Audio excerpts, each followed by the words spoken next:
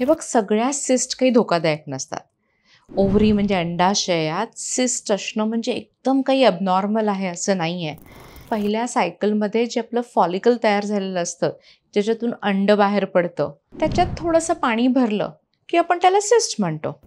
अगं, प्रेग्नन्सीच्या वेळेला सुद्धा ज्या सॅकमधून ओव्ह्युलेशन होतं, अंड बाहेर पडतं, ती सॅक तशीच राहते. तिला आपण कॉर्पस ल्युटिल सिस्ट म्हणतो आणि ती असणं गरजेचं असतं, कारण त्याच्यातून प्रोजेस्टेरॉन निर्माण होतं आणि आपल्या बाळाला सपोर्ट करतं, अबॉर्शन होऊ देत नाही.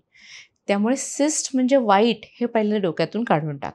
जेव्हा एंडोमेट्रियोटिक सिस्ट असते म्हणजे चॉकलेट सिस्ट आहे आणि आपल्याला कन्सीव्ह होत नसतं, प्रेग्नन्सी राहत नसते, तेव्हा ते सिस्टवर उपचार करणं गरजेचं असतं. जे अतिशय कॉमन म्हणजे पॉलिसिस्टिक ओव्हरीज, PCODमध्ये सिस्ट असतात. त्यांना तर मुळीच घाबरायचं नाही, कारण ती म्हणजे अंडी असतात, त्या काही सिस्ट नसतात.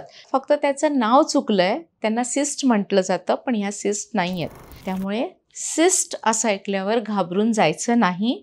डॉक्टरी सल्ला घ्यायचा. डॉक्टर आपल्याला सांगतील की आपली सिस्ट धोकादायक आहे का.